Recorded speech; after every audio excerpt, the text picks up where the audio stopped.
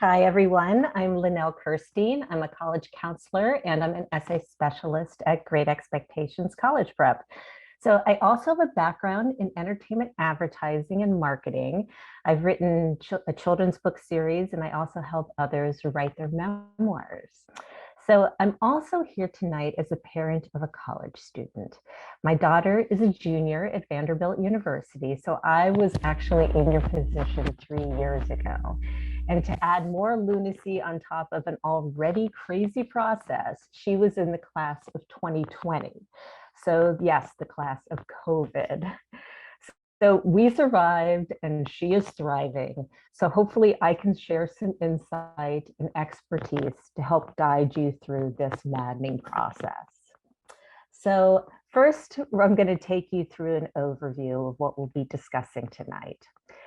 We'll be looking at some of the common stressors that go along with this process, all of the changes in the college landscape since you and I went to college or went to school. And I'll provide some tips on how to survive each stage. Now, a lot of this presentation is geared towards people who are going through college applications right now. And if you're completely new to the process and don't understand anything, please go ahead and ask questions and stick around to the end. I purposely allotted a lot of extra time for questions, so I am here for you, okay? So let's go ahead and get started. All right, this family looks really happy, right? Okay, mom and dad and child are happily scrolling through the computer, choosing schools. Everyone is happy and agrees on where to apply. All deadlines are met. Her personal statement is completed early. The dog is fed, the dishes are washed. And next, everyone is going to watch the same Netflix show together, right? Or maybe your house looks like this. Or maybe it looks like this, or even this. This is what my house looked like. My daughter, who had amazing grades and a wonderful resume, would just cry on the couch saying that she was way too uninteresting to have anything to write about in her personal statement. That was completely untrue. So what was really going on, and why is this process so challenging, and why is our communication with our kids breaking down, and more importantly, what can we do about it? Obviously. So we all know that our kids are under pressure to take a rigorous schedule, perform well, and participate in meaningful activities. And they have no time to relax and reset, let alone sleep. Okay, and I don't need to tell you about the effects that social media are having on the mental health of this generation. Of course, COVID-19 has been a unique angst that these kids are going to have to deal with. Not only was their learning disrupted and their extracurricular activities were taken away, but if they had the virus, they're having to deal with the long-term effects. But college admissions have their own particular stressors. So from US News and World Report to College Confidential to their parents and their peers, everyone is telling them which schools they believe are worthy and which schools are not. And look, no one wants to be a disappointment. So as your children are creating their college lists, please assure them that the best schools are the ones that are good fits for them and not ones that are on some top 50 list or on their friends' lists. It's whatever's right for them. So unfortunately, college acceptances are going to be out of your child's hands. And instead, they should take control of the things that they can, like where they're going to apply, what they want to write about, and adhering to the deadlines. So that little bit will at least help take care of some of the chaos. And fear of making a mistake, like where they're going to actually end up in college. So where one goes to college is a really big decision and it should be taken seriously. At the same time, where you go to college does not define you. And as we all know through our life experiences, mistakes can be remedied and changes can be made. Okay, parents, let's see what's going on with us and how we can possibly be contributing to all of this communications chaos. So we all want the best for our children, but of course we need to make sure that what we want matches what our children want. So just check in with them and make sure that we aren't necessarily pushing them too hard. So this happens to a lot of us. We're often afraid that something could be falling through the cracks with them, right? But here's the deal. Our kids are going away to college where they're going to be on their own. And sometimes we just have to let them develop the skills to be the independent people they're going to be in order to succeed. So, do you find yourself wanting to snuggle all the time with your 18-year-old? You may be getting a little too close for them. And I completely understand. They may not, but I do. So, and finally, maybe the cost of college is causing you to act out in irrational ways. And I don't blame you because it is ridiculous. So I have to admit that I'm a bit of a Twitter junkie. And recently I was going through my feed and I saw this tweet. So Wendy Aarons is a comedy writer, and obviously this is not funny. It says, next month, my son starts at the same out-of-state university I went to in 1987. Tuition was $9,000 a year for me.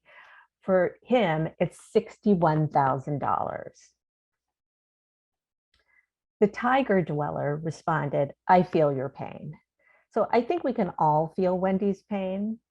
And this got me thinking about all the things that have changed in college admissions since I went to school, and why those things may be causing more household tensions. So let's go ahead and look at the good, the bad, and the ugly of how the college process has changed over the years. And of course, first we've got to start with the money. So this chart is from US News and World Report and shows the growth in tuition over 20 years.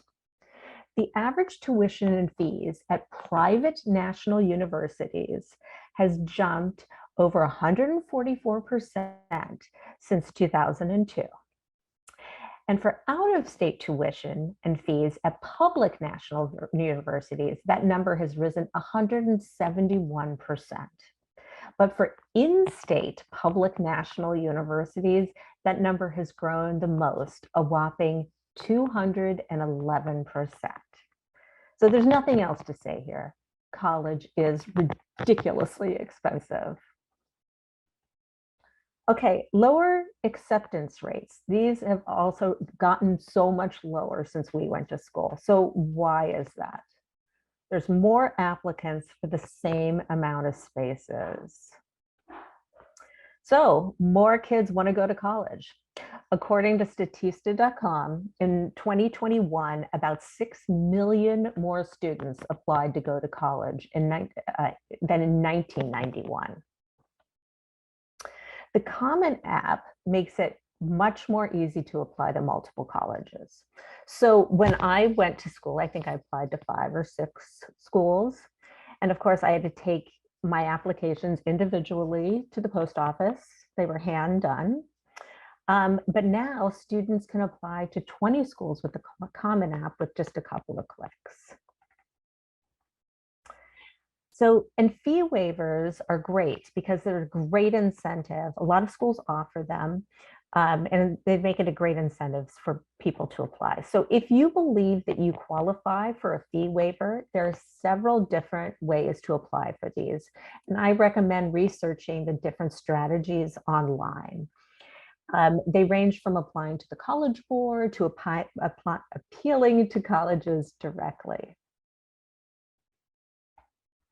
So when the pandemic hit, And so many schools went test optional. It opened the floodgates for applications.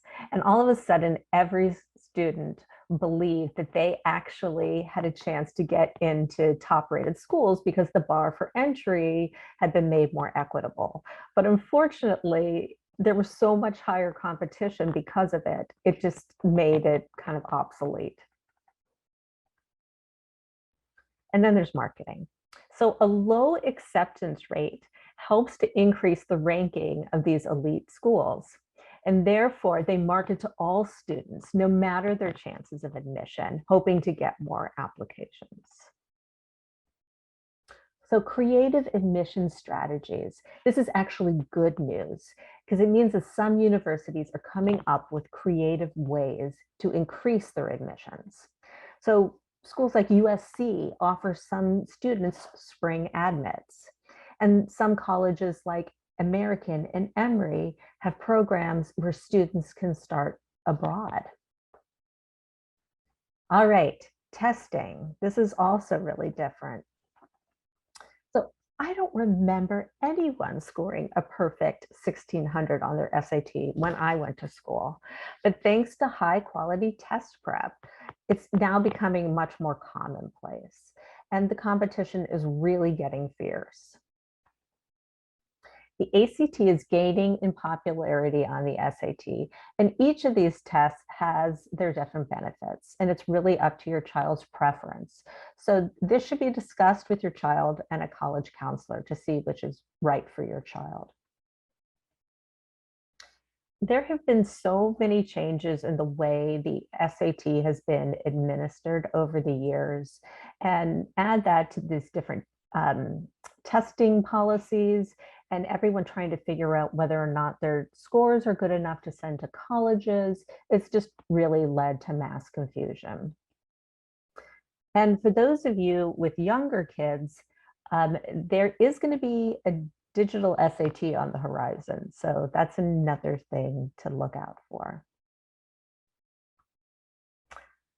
All right, so we have already talked about the social media, but let's just all say thank God that it wasn't around when we were applying to school.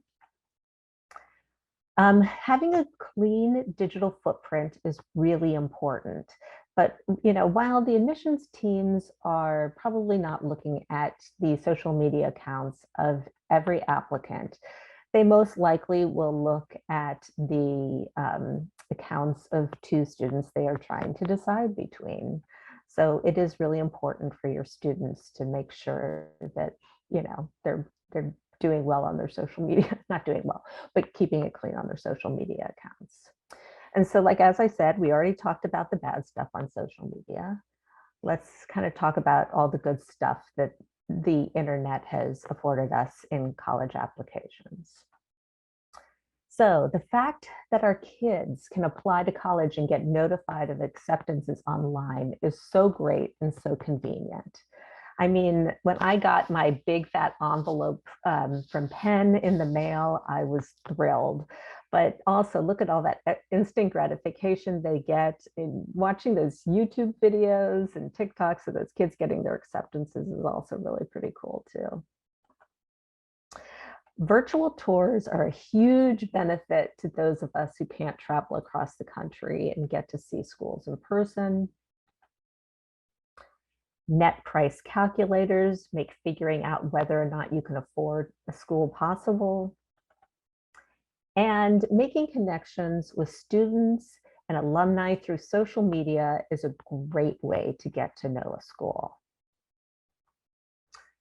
Okay, we're back to COVID-19, which is obviously a real headache. We talked about students, but it was really rough on college at school too. There were closures, many small schools didn't survive. Several students in the class of 2020 chose to take gap years, throwing the entire admissions process into chaos the following year, and some of these schools are still recovering. Their money and time had to be spent on new systems to keep students who did attend college in person healthy and properly educated. But COVID created a lot of changes to the admissions process as well. As we talked about, a lot of schools went test optional, but now that COVID has slowed, a lot of schools are also going back to test required. So just if you are in the middle of the process, be sure to check this definitely with your schools. Now, the Common App now includes an additional essay question, providing space for students to explain if COVID made a major impact on their lives. And as a counselor, I usually recommend writing this essay only if the student experienced a significant hardship. I had a student whose in-person internship was canceled, but it was an internship in her field of her major. And she had no other experience that also applied in her field of major. So we thought that this was a good chance for her to talk about it. So we used this essay experience. Okay, so we've talked about these stressors, we've talked about all these factors, all of this is causing tension. So how can you break through this stress and help your child make progress on his or her application? Okay, let's talk about some communication tips. Okay, I'm going to bring up my own story here. So I was so excited for my daughter to go through this process. I was constantly coming up with ideas and suggestions. And when I talked about it, I would say things like, we want to apply to X school. And that's when I realized I was making it all about me. So your child's preferences should come first. The we statements really should not be involved in this at all. So you need to let him make the decisions. And if he's having trouble making decisions, find ways to help him. And one of the tactics you can use is open-ended questions. This will help sometimes encourage discussion. So tell me some things you like about Michigan rather than do you like Michigan will help spur conversation. When things get heated, words like always and never can make a person feel like they're not being heard. Additionally, using I feel statements rather than the accusatory you statements should help to bring down the tension. And then just don't talk about college every day. It really puts a lot of pressure on your child, unless you really enjoy talking about college every day, which at some points you may, but try to avoid it. And instead, try the weekly meeting. I found that this really helped. So this creates structure and accountability. It allows you to set expectations, roles, and consequences so everyone knows what to expect. So for those of you who feel like you need a more hands-on role, fearing that something is going to maybe fall through the cracks, this is your time. You can check the Naviance, check the Common App, and you can also create a calendar and a spreadsheet that everyone has access to. And if you want to check it during the week, that's fine. Just your kid doesn't have to always be involved or know that you're doing it. I also suggest breaking down the application process into manageable tasks.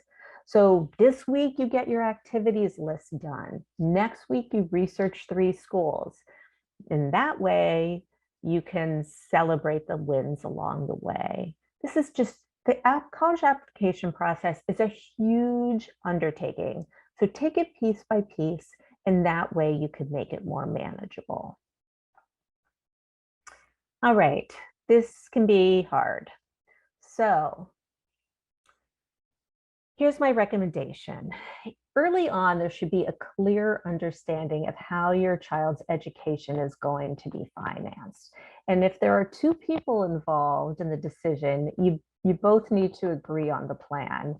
This isn't always an easy task. And if you have differing opinions, you both need to agree on it early. So if your plan affects the choices that your child will be making, You need to be honest about the limitations up front so he or she can factor that into their decision making. There are wonderful scholarships and grants out there. So if your family is interested in these options, begin researching early. I feel like everything in finances is about doing it all early, including FAFSA, which is the free application for federal student aid. This application just opened on October 1st. And again, I recommend starting it now if this is your year to apply. It is a big application. You'll need your taxes from, I believe, 2020 for this year, for this year's application. And it is big. This is you and your kid, not just your kid, to be doing the application. And you should begin now, get in early, get the money if you can. All right. As many of you know, it's important that your children apply to a range of safety, reach, and target schools.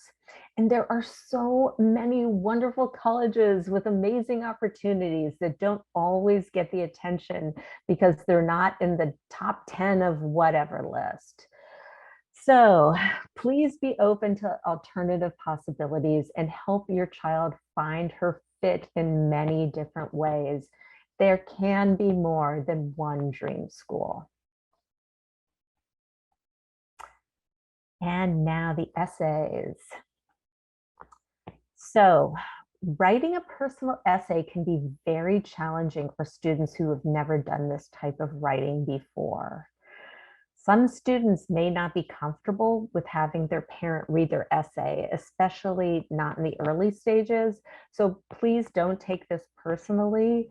This is just, it's kind of sometimes a very private undertaking. If for some reason they don't want you to read it, please encourage them to have a teacher or a college counselor review their work so it can be polished. All essays should be submitted without typos. So no adult should be writing a student's essay. Instead, adults can help students brainstorm, develop a writing voice, and dive deeper into a narrative. So what does make for a great personal statement? So here are a few things that I recommend. Your personal statement should tell the admissions office something that they can't already get from the rest of the application. It should have personality and passion. It should show growth and where that student also is planning to go on in the future. And the anecdotes can be small or big, but they should also be very revealing. Okay, we've arrived back at our happy family. I hope that my tips on getting you through the college application process will help it a little easier for you. And now I am ready to answer your questions. Please, please, please fill up that Q&A, and I am happy to help you in any way that I can. Again, if I did not touch upon this in the program, I'm happy to answer new questions from people that are beginning this process to people who are going through it now. Olivia, I'm ready for you. Wonderful. Our Q&A box is pretty empty, so I'm wondering if people are kind of taking all of this in.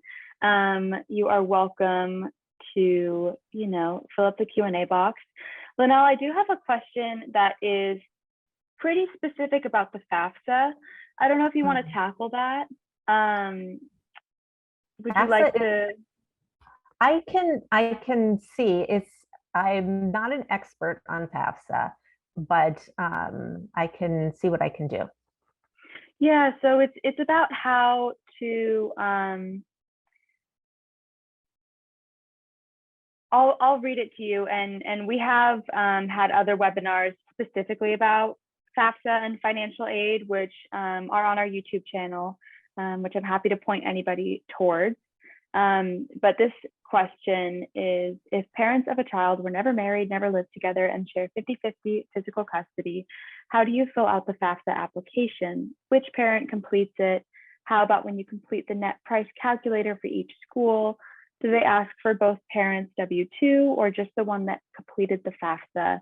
Thank you. So kind of, I think, tips for split households filling out the FAFSA, I think is really what that's getting at. Yeah, unfortunately, I am not an expert at FAFSA. There are, like you said, there are great webinars that we have for that. And I would definitely recommend seeking out some kind of guidance for that with an expert. So yes, and also the PALI counseling office might be also another great place to start too.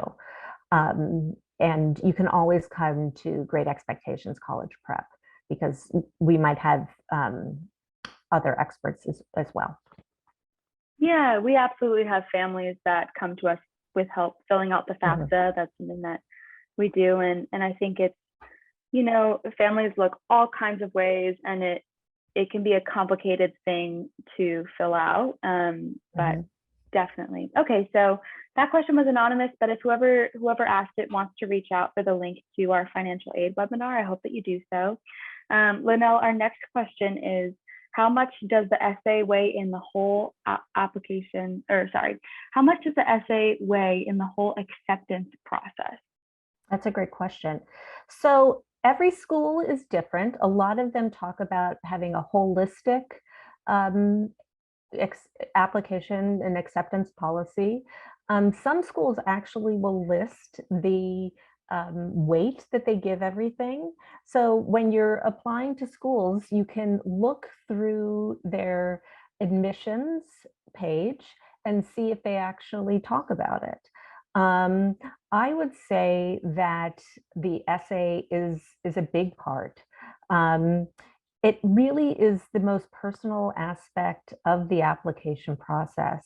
And when it allows your child to be so personal and kind of make a difference in how they're, communicating themselves. Like it almost gives them an edge, So I think it's really important.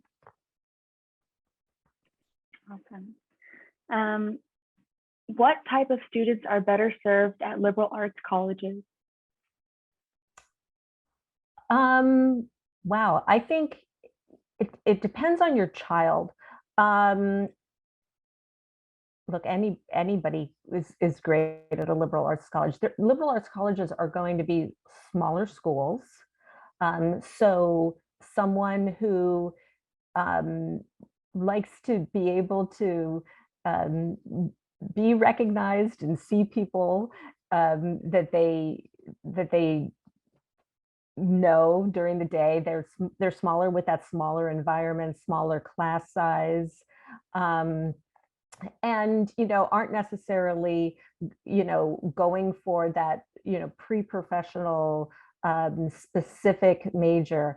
I love liberal arts schools because I feel that they give such a well-rounded education. But from, like I said, you might have smaller class size, a little bit more limited amount of variation in classes, but you're going to get such more of a richer kind of experience because it's going to be more intimate. Does that make sense? Yeah, thank you. This, I think, is a great question. Is there a recommended approach to beginning a college search? Where would you start? That's a great question. All right. So I always recommend to students to, well, one of my favorite things in the world is the Fisk Guide to Colleges. When my daughter and I were beginning our search, we would read that book like it was like Harry Potter or something like that. We loved it. And I think that it's really important to look at several different factors, including location, school size. You know, you were just talking about a liberal arts school versus a huge like research university versus like, you know, a Big Ten school versus, you know, what have you. You also have to really look and kind of see what you're thinking about majoring in. And that in comparison also to, you know, obviously, is your student going to be shooting for those elite schools? Do they have the GPA for that? Um, and you'll start to kind of, once you see, you know, what you're going to be able to achieve, you know, you'll start to be able to start narrowing things down.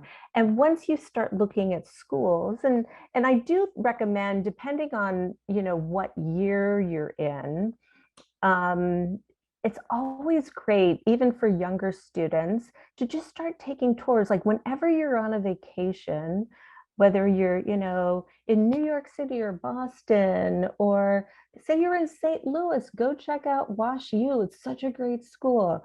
Always go on college tours, no matter where you are, because it gets your child used to being on a college campus, and they can kind of get a feel for like, wow, do I want to be on a school the size of UCLA, or do I want to be in a school the size of Occidental? And we do have great schools here in Los Angeles. Your child can start getting a feel for whether or not they are interested in that small liberal arts school or a big school.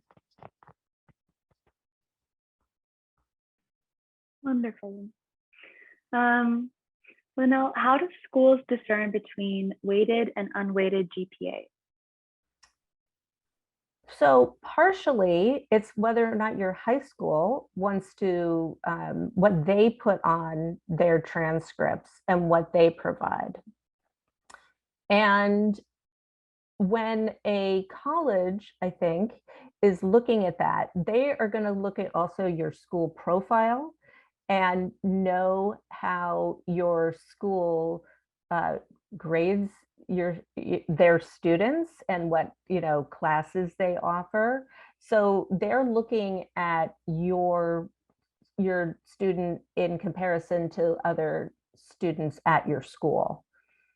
So it's it's not necessarily that they are taking, I think, weighted or, you know, unweighted. They're just really kind of looking at your child in reference to the classes that they are taking and their performance in the environment in which they took their classes. I hope that makes sense. Mm-hmm. Is there a disadvantage in sending in your SAT scores when it's optional, and you maybe don't have like a perfect SAT score? Maybe you have like an average or good or, you know, middle of the line SAT score. Yeah, this is just the toughest question, isn't it? This whole test optional thing has thrown us all for a loop. I think the going decision is, you know, if you're in the bottom 25%, it's not a good idea. And if you're definitely in the top 25%, it is a good idea. And then it just gets confusing from there. Um, you know, it's really a tough call.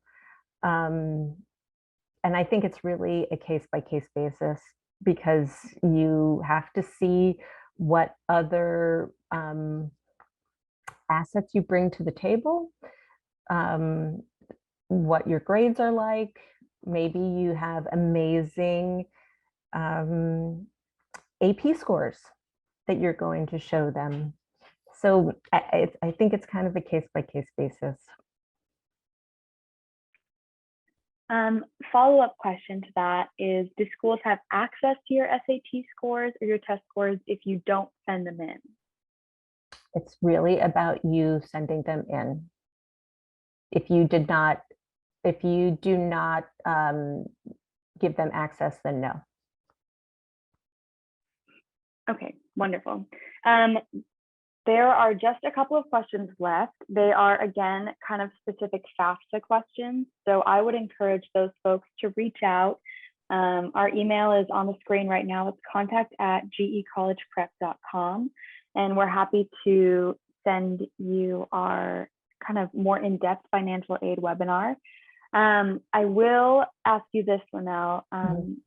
When should the FAFSA be done by? I have always heard that the FAFSA should be done as soon as possible because you want to make sure that you are counted among the first to apply. So I don't know the end date, but I do know it is worthwhile to get in there as quickly as possible. I'm sorry, I don't know more information than that.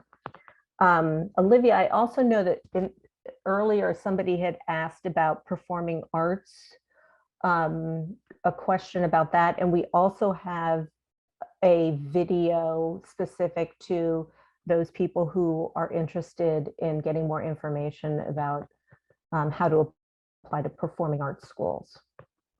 Yeah, absolutely. We have quite an extensive calendar of webinars. They've been going on for about a month and a half now, and most, if not all of them, are available on YouTube. So you will get a recording of this webinar that you just attended likely tomorrow. And if you're interested in seeing more, again, please reach out to contact@gecollegeprep.com. We're happy to share those links with you. If there's, any kind of niche or specific interests you have, we have all kinds of webinars on athletic recruitment.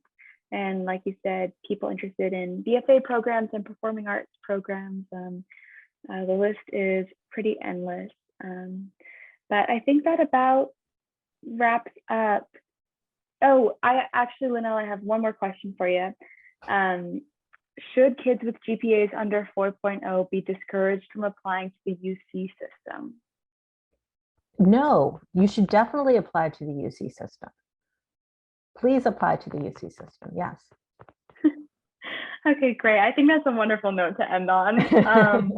Yeah. And also we want to thank Pally too, right? And their wonderful yes. college counseling office. Yes. Oh my goodness. It is every now and then I get lucky enough to interact with them for work, and we're so happy they all brought you here. So thank you to Lynelle. Thank you for all being here tonight, spending your night with us. Thank you, everybody. It was great to be with you. Yeah. All right. Have a great night. Thank you. Bye.